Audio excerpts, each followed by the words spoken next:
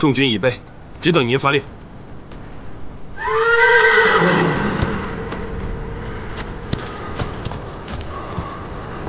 众将士听令，出征！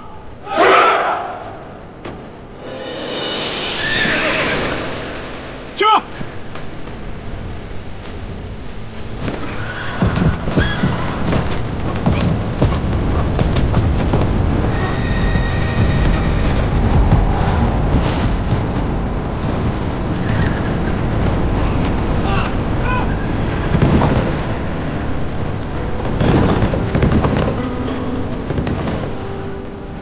赵侯爷，武王死了，我家王爷奉旨前去平乱，特让我来相告。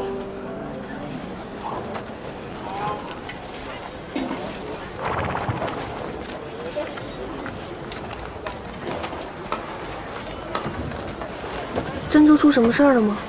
啊，鲁王反了，淮阳王奉旨出兵了。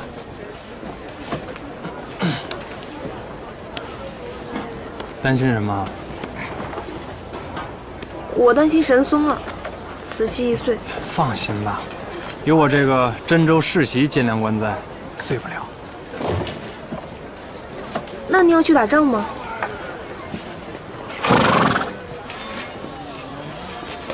终于肯对我说句贴己的话了。那你去吗？不去。再说了，我若是去了，瓷碎了，不得被某个黑脸的掌柜讹上了？又嘴里没个正经，谁会赖着你？再说了，谁脸黑呀？啊？我可以给你找个镜子，你自己照一照。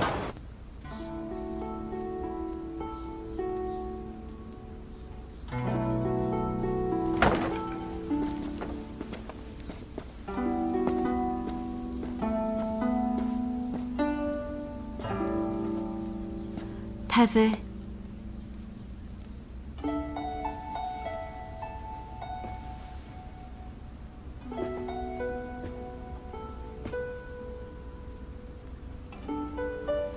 跪下。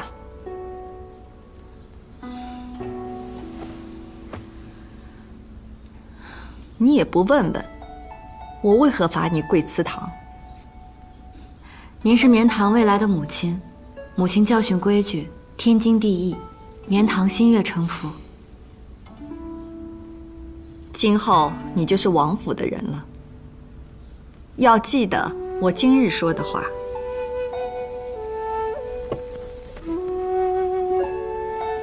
这是我淮阳王府的传世之宝，历代王妃都曾戴过它，多少名门闺秀都对它求而不得。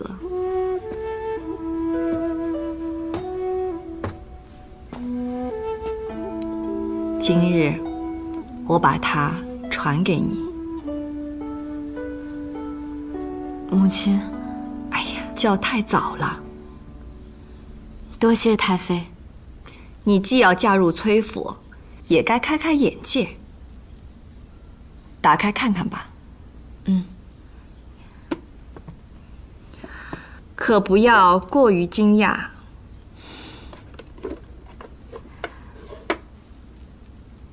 怎样？这钗子看着很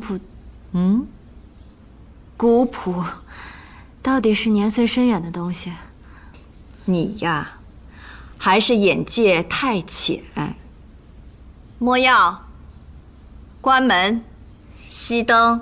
是。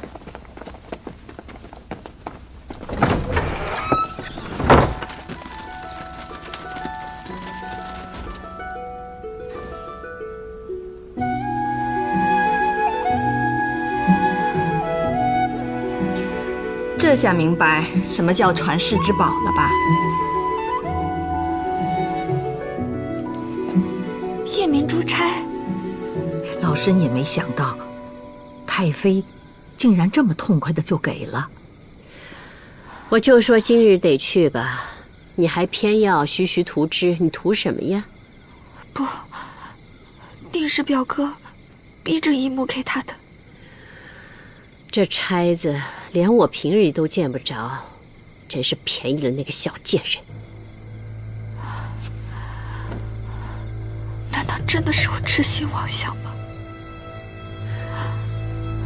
秉兰，这原本都属于你的。我辛辛苦苦把你培育成人，带你看的每一本书，教你说的每一句话，都是按照王妃的规矩。凭什么突然来了这样一个外室，夺走了你的前程？可眼下大局已定，我又能如何呀？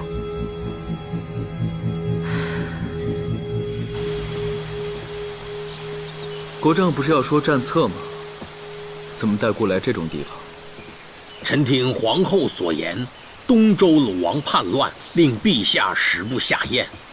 臣作为国丈，也甚是心疼，因此，国丈要带孤散心？不，臣岂敢浪费陛下的光阴呐！哎，这哪来的琴声啊？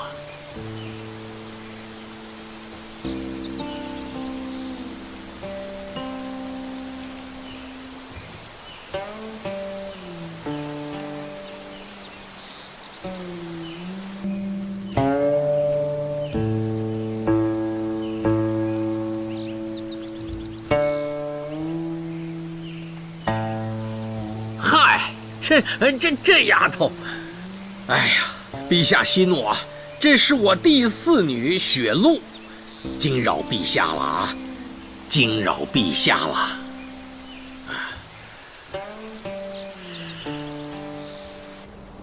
哎，都仔细点啊，抬高点。启禀皇后娘娘，东西都搬进来了。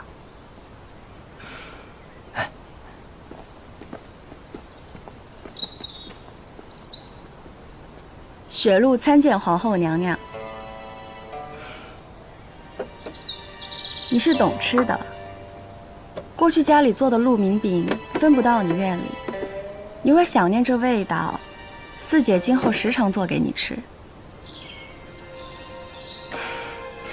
四姐打算在宫中陪我多久，我好来安排。我只知道今日陛下和爹爹都很高兴。我说思念妹妹，想逛一逛御花园和宝骏园，陛下就答应了，没许期限。爹爹说了，即使陪自家妹子多久都可以。其实也未必非要出去。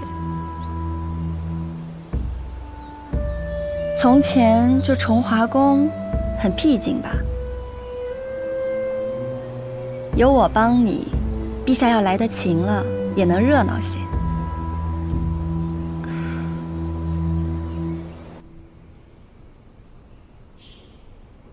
如何？的确是难得一见的佳品，就是沾染了些药味。药味？若我没猜错的话，你此时风尘仆仆地赶回来，是为了带你的新词去参加此次的御贡遴选吧？今年不同往年，改天换地了，灵泉镇的词商们都在加急筹备着。与他们相争，非我本意。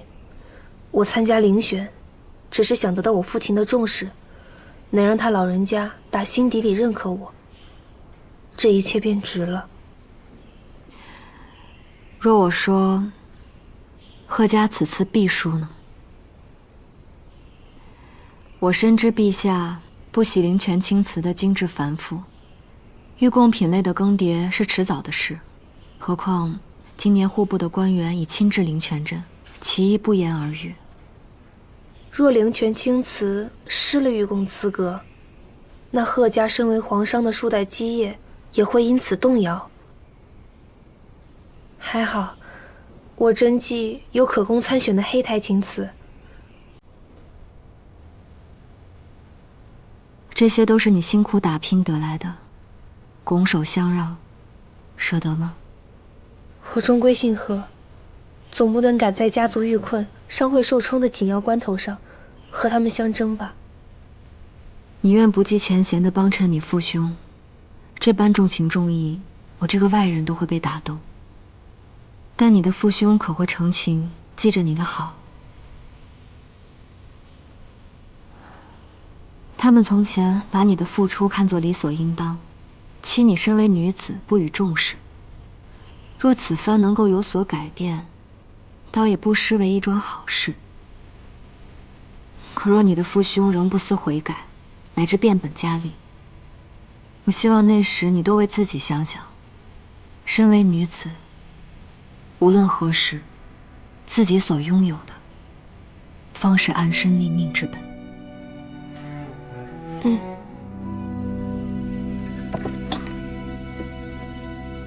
江大人啊，此番你代表户部前来遴选御贡，路途遥遥，实在是辛苦啊！在下敬你一杯，来，敬江大人。我们敬江大人，江大人。贺公，来。我知你要问什么，只是，我也很为你们灵泉青瓷可惜啊。今年的御贡遴选，只怕是要无望了。哎呀，这选不上御贡，今后这买卖难做了呀。是啊，江大人，这是何意啊？我们贺家向来都是御贡首选呢。是啊，对呀。今时不同往日，当今陛下重简，不喜精致青瓷，更是对奢靡华美之风深恶痛绝。宫里用的那些都收起来了。这不能够啊！是那陛下他到底是偏爱偏爱古朴沉静之物。只是这宫廷中所用的器物，又不能失了典雅端方之韵味。什么算是？我也很是为难啊！今年的瓷器遴选，只怕是要踩空了。不仅是你们灵窑，其他几个产地只怕也是无望了。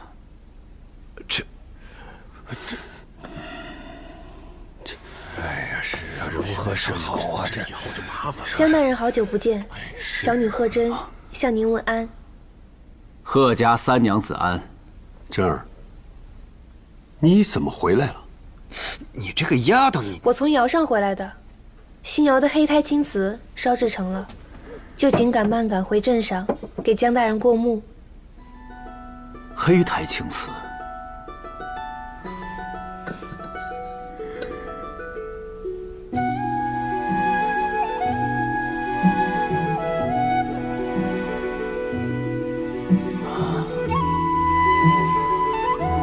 好啊，真是极好啊！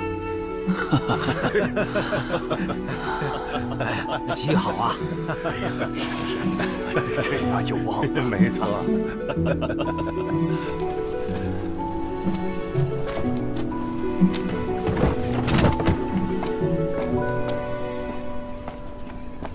侯爷，侯爷，您终于回府上了。本侯刚回真州，还要见母亲，不见客。哎，侯爷，您不会还在生气吧？为何生气啊？我那不争气的妹妹，那逃婚的贺真啊，跟个没事人一样，就这么回来了。她太不像话了。她回来了？在哪儿？就在家中。她逃婚都是她一个人的主意，这回她回来了，可得好好治她的罪。带路。哎。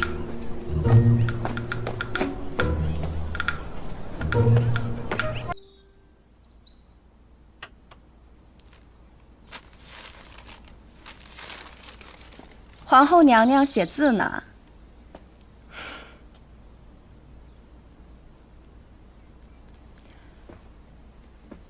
这是你的字吧？姐姐喜欢这幅字。我见过那么多墨宝，就喜欢你的字，这一幅尤其见比例，正好我那处墙上太空了，得挂点字画才好。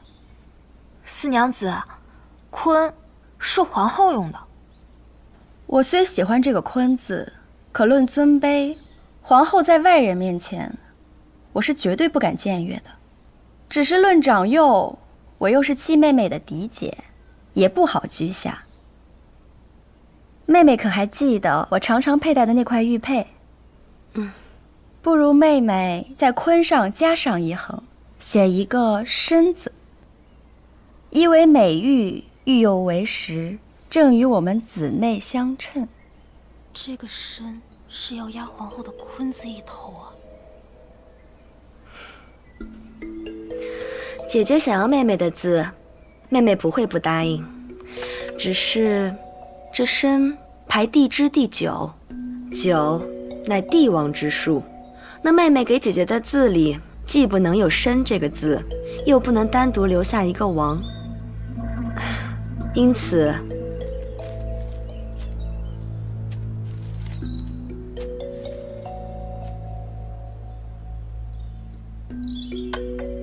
妹妹送姐姐一个坤字旁边的土字吧，意为做人应脚踏实地，如何？我不要。姐姐，皇后送的，你得要。雪霁，你可别忘了父亲的叮嘱。拜见皇后娘娘。进。娘娘，老奴是来传圣谕的。陛下说了，天气转寒，宫内的气象也相应变化，添衣必经，但不能浪费，要开源节流，减少那些个滞留在宫内的闲杂人员。这是何意？我岂是什么闲杂人员？您当然不是。陛下特地关心四娘子，说宫内有什么要逛的园，等您逛好了，好送您安全离开。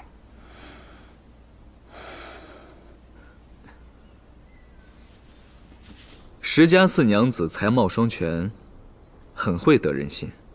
哼，小女不过是读过一些书，会些雕虫小技，上不了台面的。国丈在我面前谦虚就算了，在议亲的时候，可不能这么说。议亲？是啊，这么好的女儿，在出嫁的年岁，国丈不着急，赶紧找个好人家。国丈怎么面露愁色？可是没有合适的人选。要不姑来做主，为四娘子挑个合适的簪缨子弟赐婚。不过四娘子也要上心，日日在宫中找姐妹玩耍，岂不是要蹉跎了？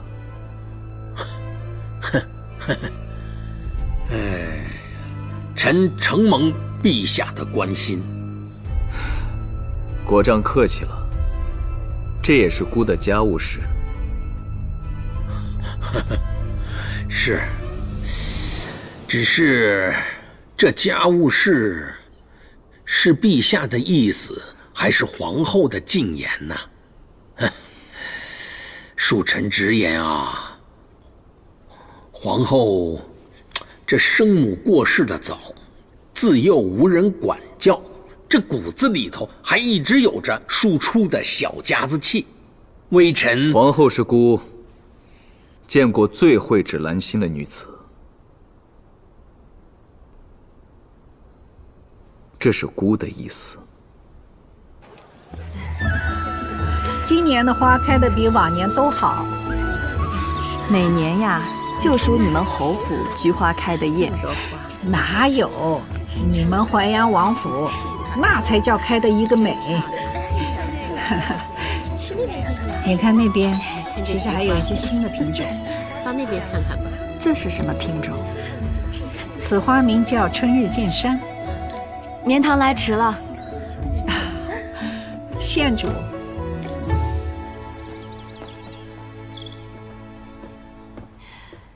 恭贺太夫人芳尘，绵堂今日来迟了，还望夫人莫要怪罪。生分了，县主今日能来，我真是太高兴了。绵堂见过太妃，见过莲夫人、莲娘子。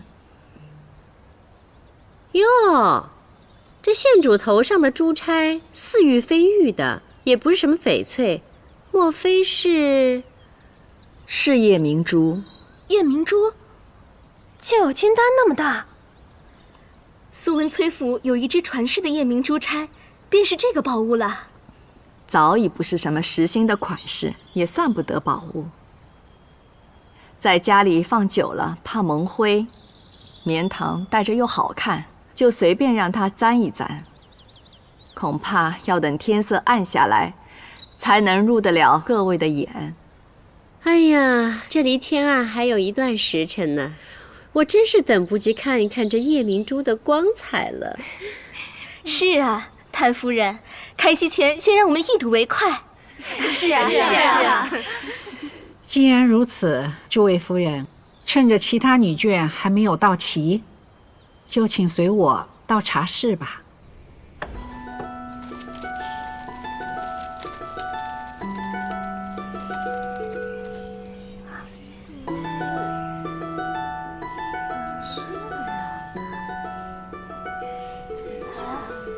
怎么会？这钗上的夜明珠怎么不亮呢？怎么会如此呢？这可不太像夜明珠啊，倒像是块普通的石头。姐姐啊，你是不是不想给啊？什么破天的混话！我堂堂王府太妃，若是不想给一个人，便是三清在世，也休想从我手中沾走一片灰。即使想给，我又何必拿个赝品糊弄人呢？姨母切莫生气，我们都是信您的。只是这枚珠钗确实并非那颗夜明珠，其中必有什么蹊跷。我来问你，那日我给你的是真珠钗，你认是不认？我认。好，既是认，那你来解释解释，为何这只珠钗成了假的？可是你调换了。是。为何？这是怎么回事？绵堂之所以换掉珠钗，都是为了太妃着想。这是何意啊？太妃常年奉甘露于祠堂，对祖宗最是敬重。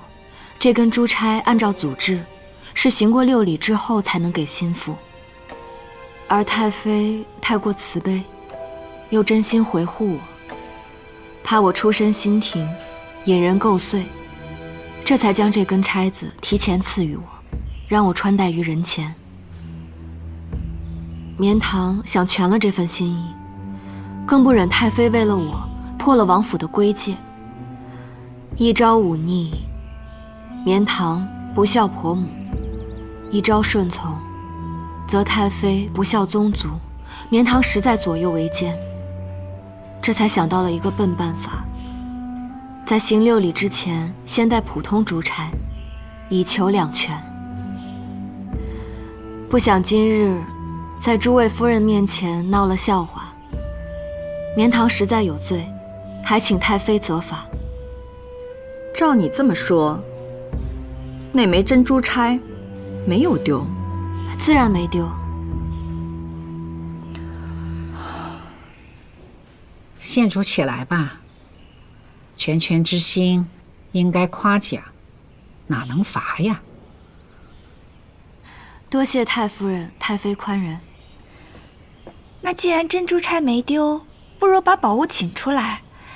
一则为县主误会缠身，最是需要证明清白的；二则，我们这些人胃口都被吊了1日了，是真想亲眼一睹这夜明珠的芳泽呀。是啊。这，秉兰，这就是你不懂规矩了。这珠钗怎么请得出来呢？要看也得去王府才行啊。哎，大家说是不是啊？是啊。太妃。县主意下如何呀？欢迎之至。每年这个时候啊，都是最好看的时候。这些花都是稀有的品种，我看还是您。连大人遇到一桩劫案，事关王府。怎么了？啊，姐姐，寒山他遇到一桩劫案，事关王府的。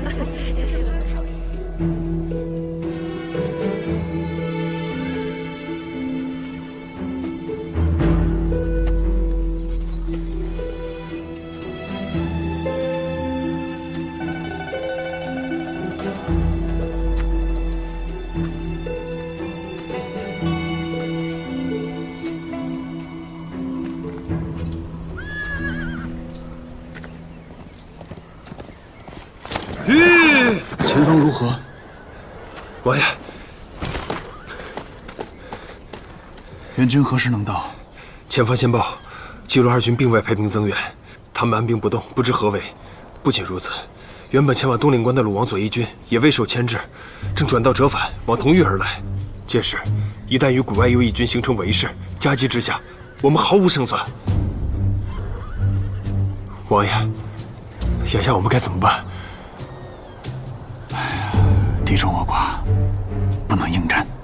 今日他们定会主动来犯的。骊山裸岩利壁，只有栈道可通行，易守难攻。现下只能撤至骊山，根据地形防守，再想办法突围。传令下去，全军撤至骊山。是。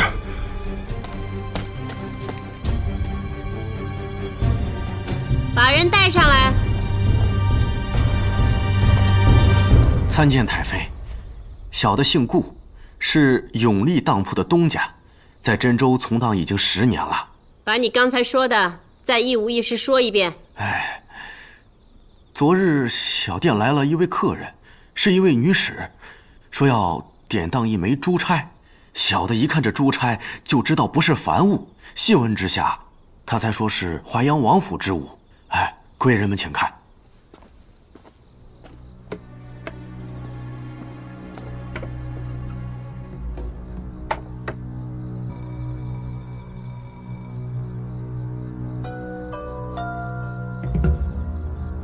莫非这才是真的夜明珠钗？那女使是如何说的？小的再三询问之下，她也只是说是她主人的所有物，召集典当。旁的小的就没敢多问。主人所有之物，那岂不是县主吗？把怀桑县主叫来。东西就在屋里，你们在这儿等我一下。